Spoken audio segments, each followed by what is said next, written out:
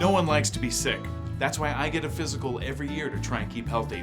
But even the healthiest of us face the threat of infection from an unexpected pandemic influenza.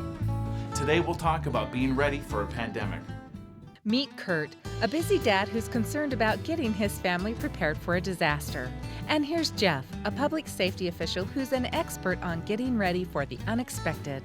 Together they'll find ways to prepare that don't take a lot of time. Pandemic influenza is an unknown pathogen. It can spread very quickly, and if we should have a pandemic, it could be very dangerous. Pandemic influenza will be treated using techniques like social distancing. That means schools, churches, businesses, and stores where you shop will be closed and you'll be unable to resupply yourself. If we're required to stay close to home during a pandemic, we have food we've stored to rely on. Stores may be closed or store shelves empty. A 2-week food supply is a minimum for any emergency, but more is better.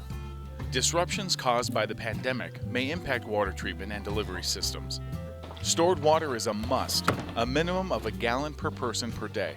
You can protect yourself prior to a pandemic by living a healthy lifestyle, a good diet, exercise regularly, and wash your hands often using soap and water. Limit your contact with crowds. You can do that by communicating electronically, like email, text messaging, and cell phones. We're going to be adding a few items to our storage so we can deal with fighting infection in case we get sick.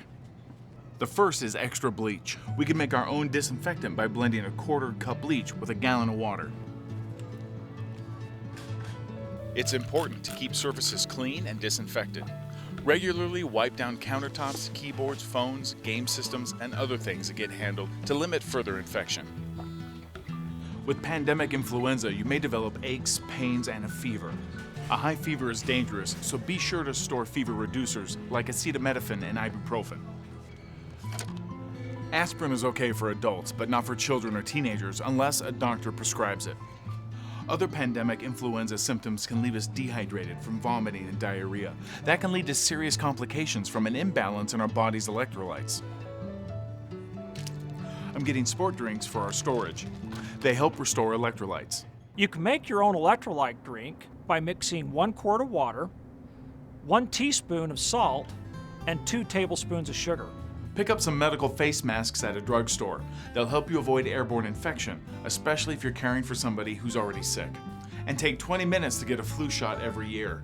It may not prevent you from getting a case of pandemic influenza, but it will help your body fight it more effectively. I'll see you next time. Hopefully. Visit KBYU-TV.org to get your free 20 to Ready emergency preparedness guide.